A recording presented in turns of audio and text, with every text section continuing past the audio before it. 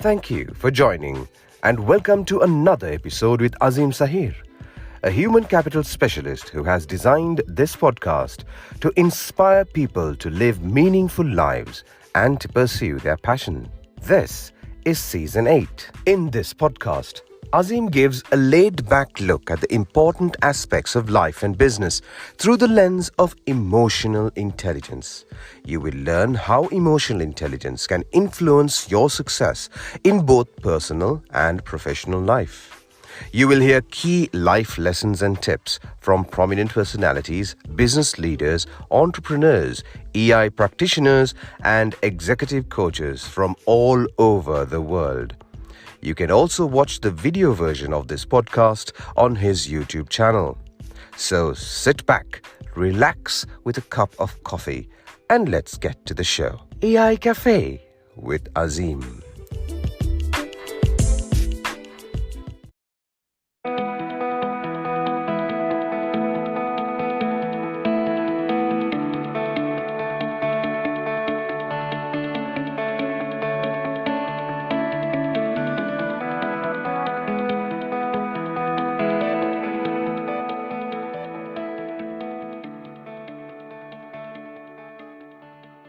In a world of information overload, noise and hype, stories can cut through the clutter, get the message across, and influence people.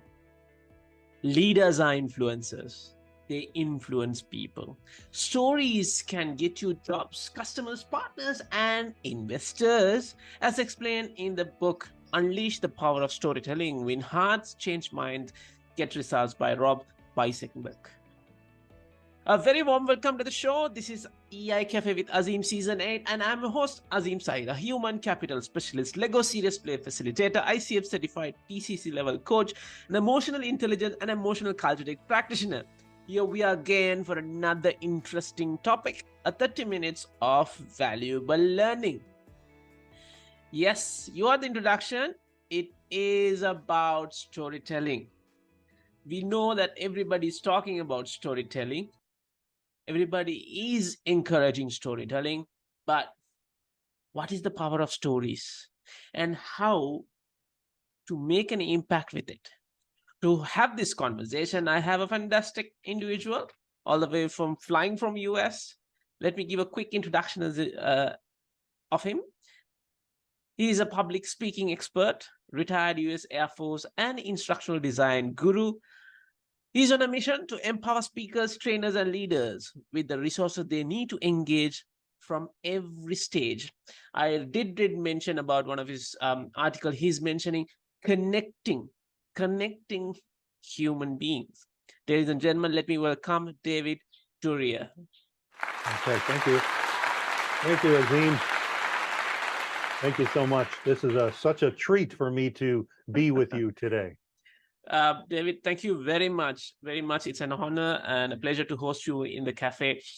As I mentioned before the recording starts, I've been in one of your sessions and I've been following you on LinkedIn, and I'm learning from the content you share.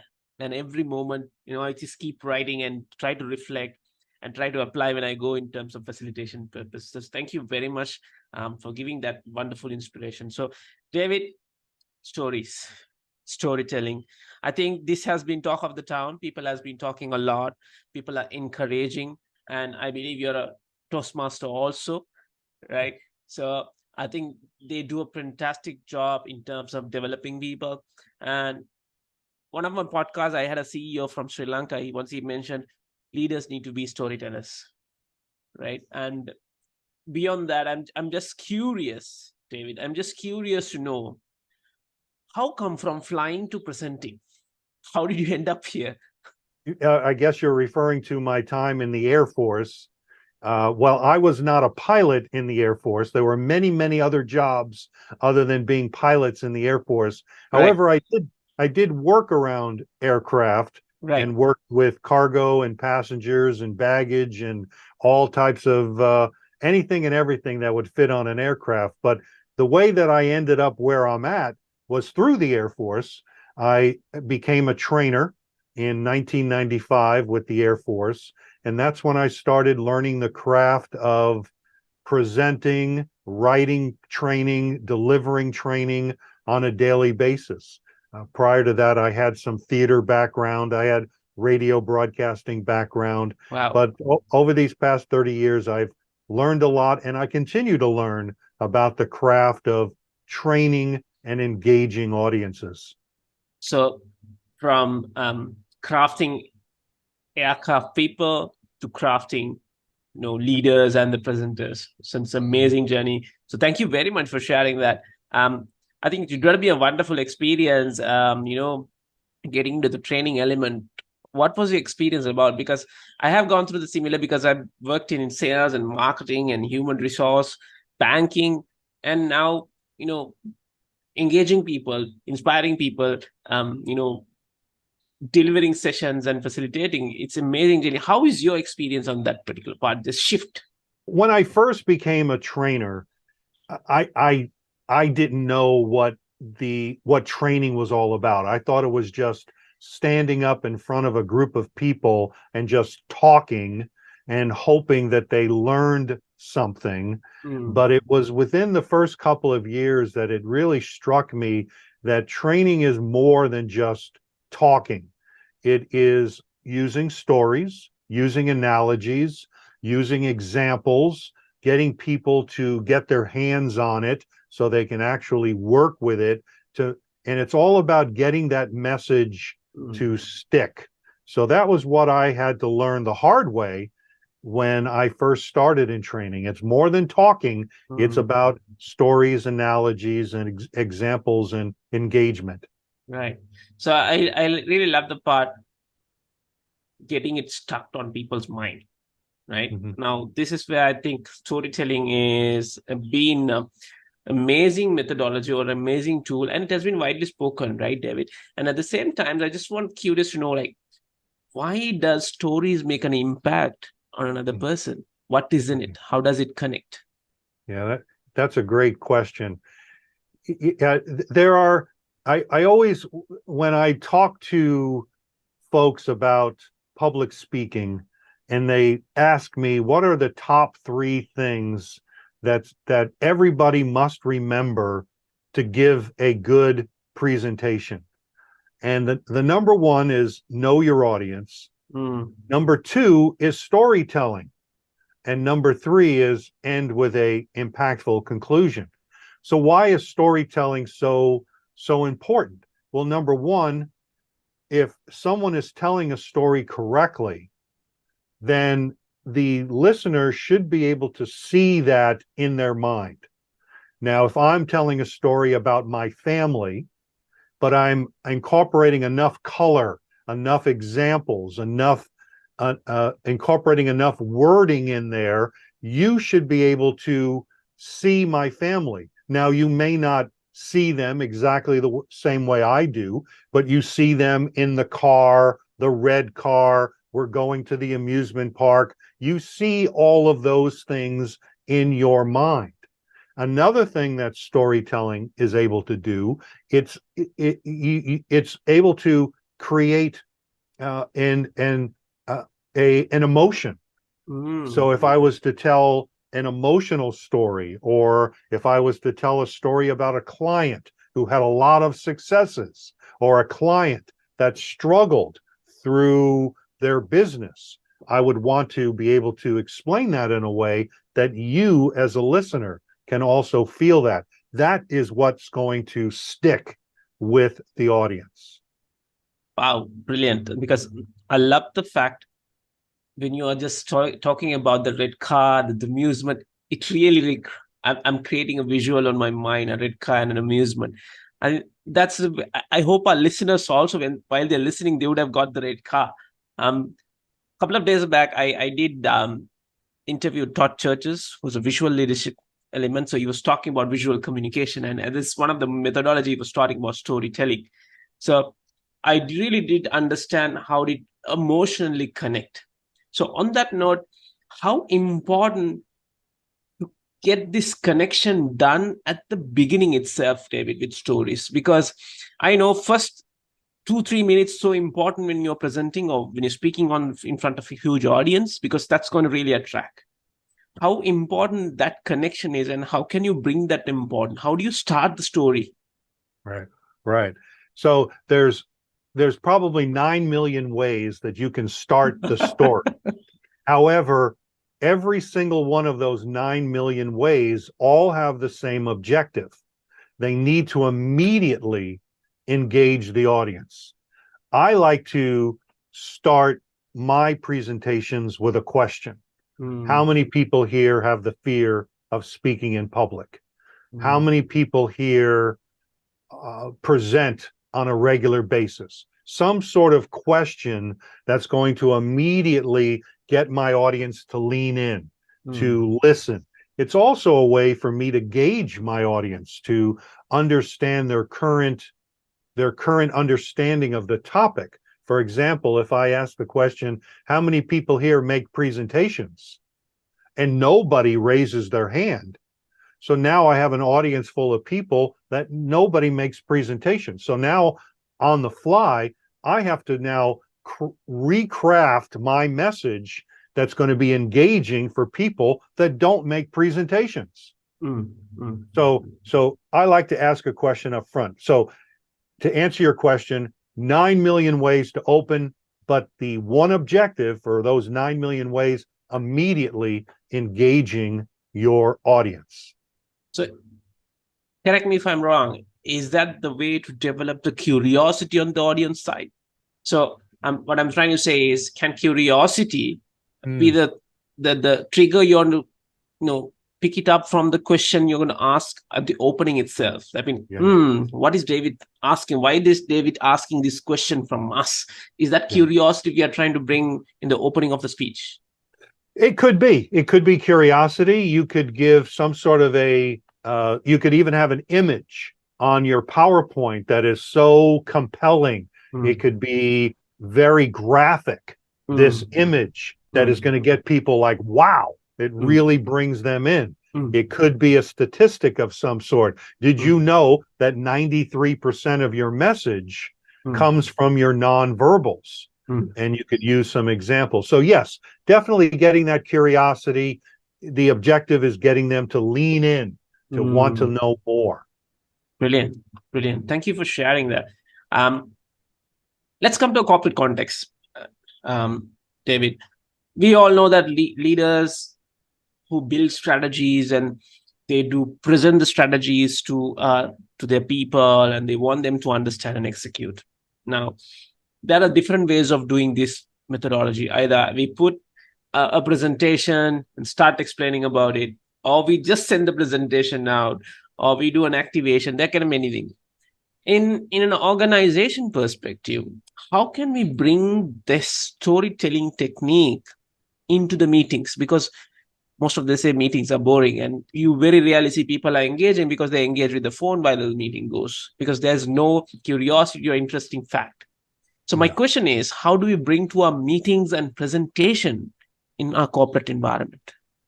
That's a great question. So what I would say is one of the first things, and this is something that gets missed, I feel, in meetings and definitely in trainings, is setting the stage. What are we doing? Why are we doing this? Why are we having this meeting?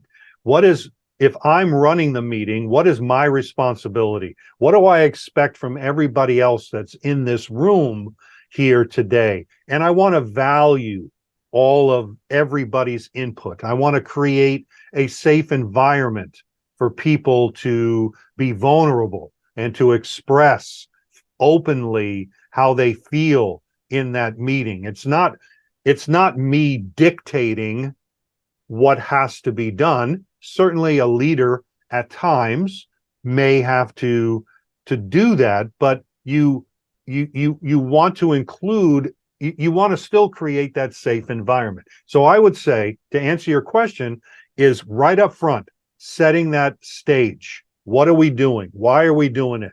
How are we going to get there? What is my role in this meeting? What is your role in the meeting? Setting that stage up front. All right. So you really triggered an interesting perspective for me. You did mention about making other people feel, making other people engage. Now, I'm not quite sure how you're going to get this particular question, but how important emotional intelligence in this particular process? So, yes. So now that's another great question. So this is getting into an area where knowing the different communication styles of everybody that's in that meeting. There are tools to help you learn this. And one of those tools is called DISC, DISC, something that I've worked with for a number of years. And anybody can Google DISC personality assessment. And you will learn that everybody is going to have their own unique communication style. And as a leader, I think it's extremely important for that leader to know the differences of everybody in that room. I'm sure that you've been in a number of meetings. People that are on this call have been in a number of meetings. You always have that person that's the chatterbox, the person that never shuts up. And then you have on the other side of that, you have the person that never talks. And so there are perceptions about these different personality types. The person who talks all the time, people say, oh, will this guy ever shut up? And then the person who never talks, people may perceive them as being very shy or not a team player, but they could be completely wrong. So my point is is understanding the different communication styles in that room, and that leader has to be able to speak to the listening style of each of those communication styles. So what you're trying to say is leader or the manager or the speaker need to really adjust his or her style according to the people in the audience.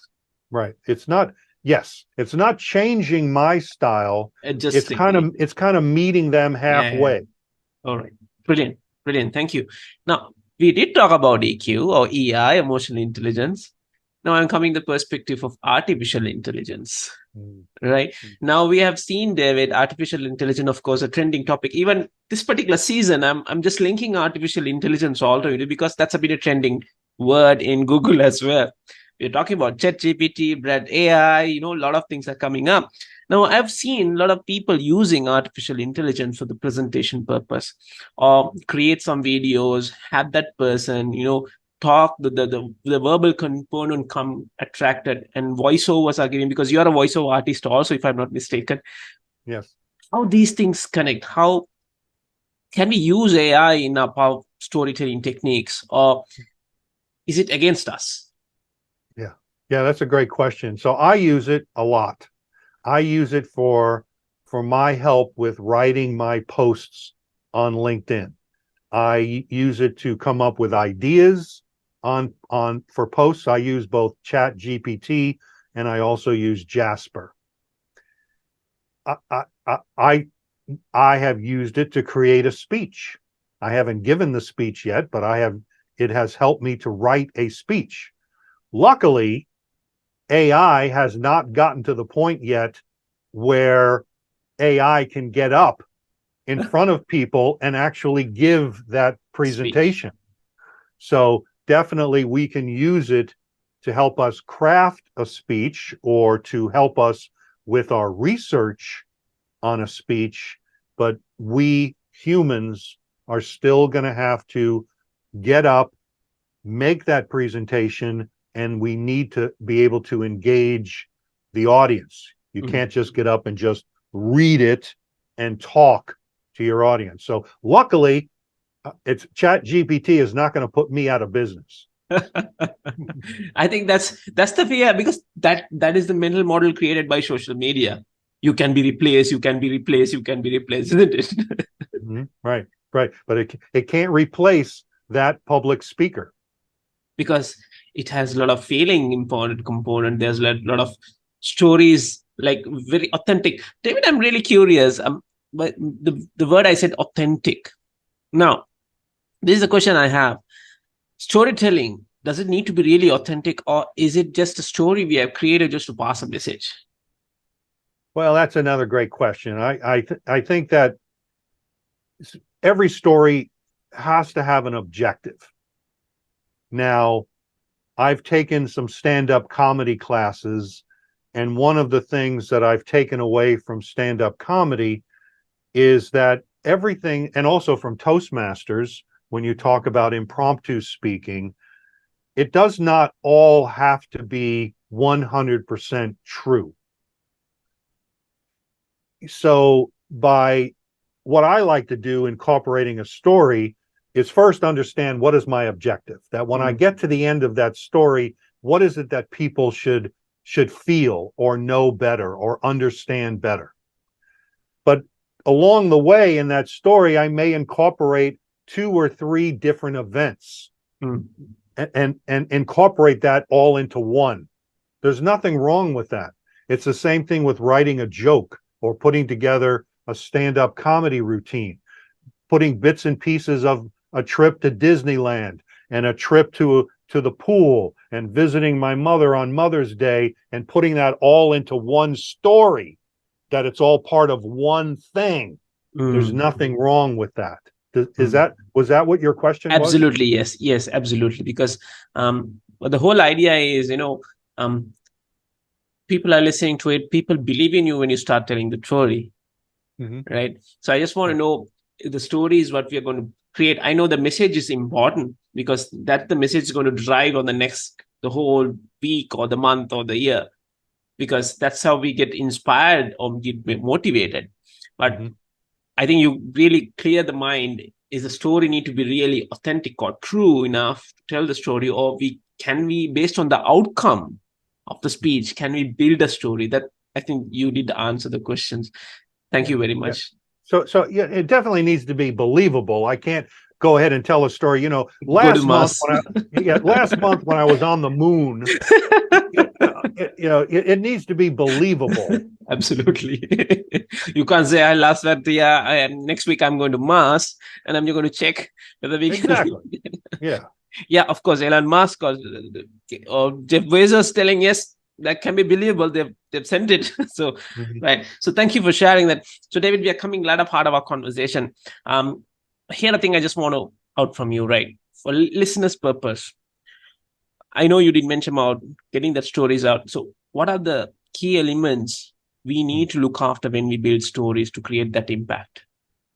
So in business stories, I like to talk about 3 parts.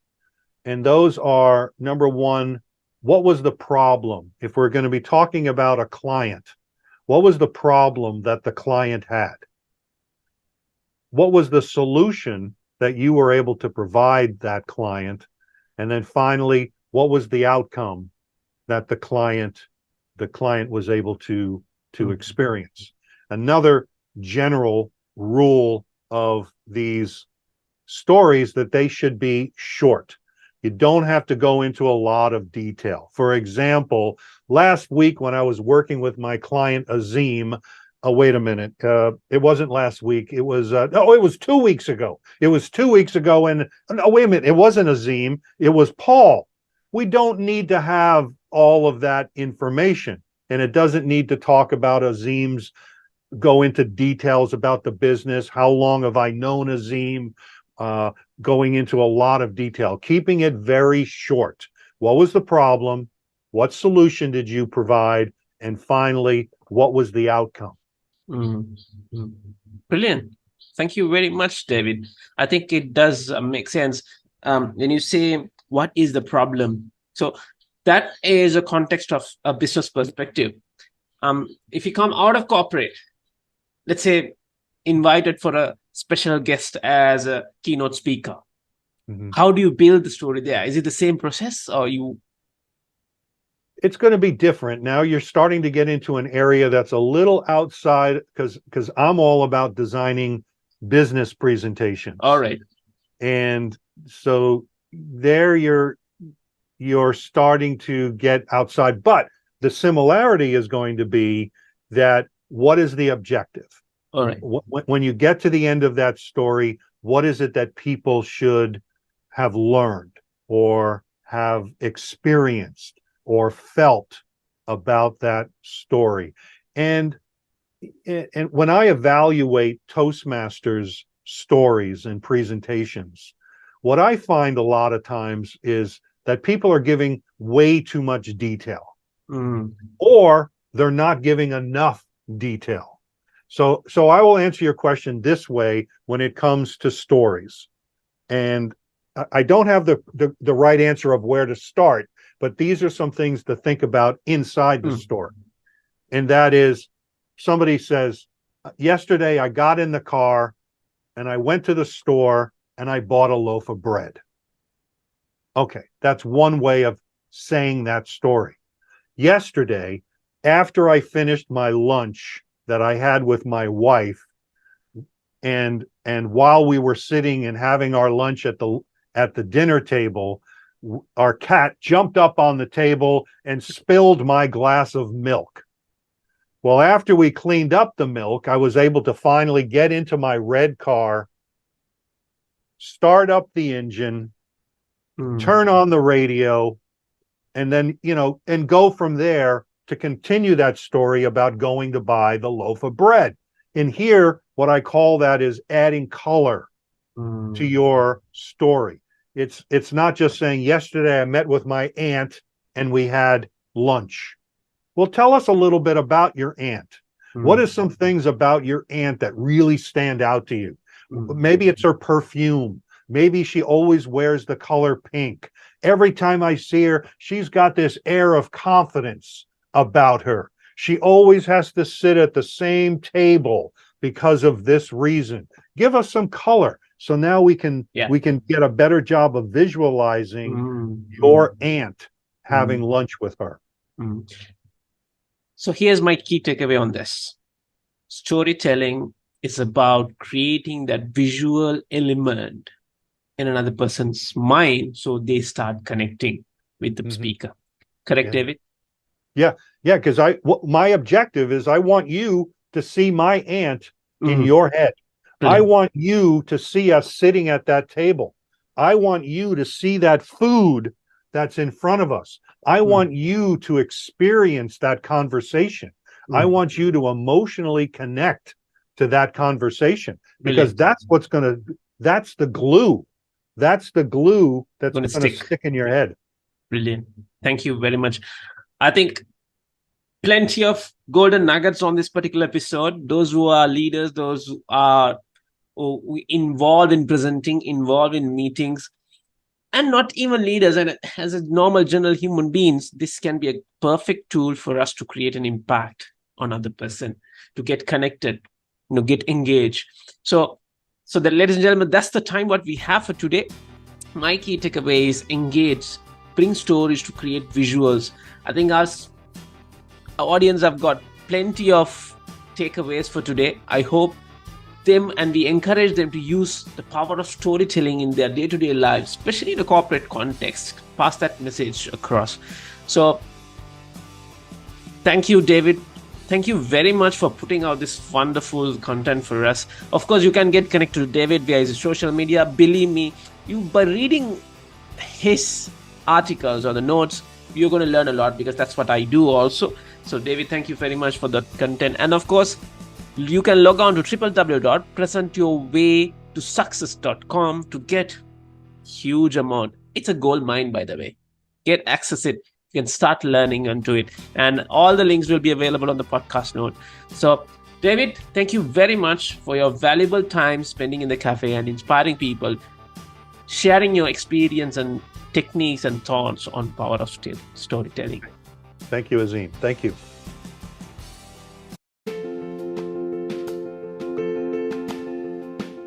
Thank you for tuning in to this podcast of EI Cafe with Azim.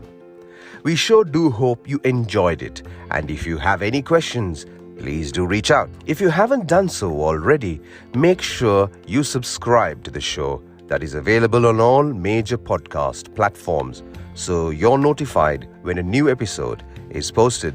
Please rate, review, and leave a comment and share it with your friends. Thank you so much for listening, and we hope you're leaving with some great insights that can help you in your daily life. Follow Azim on social media and do write to us on topics and experts you'd like to hear from, and we will try to get them on board. Goodbye for now. Until we meet again on another episode of EI Cafe with Azim.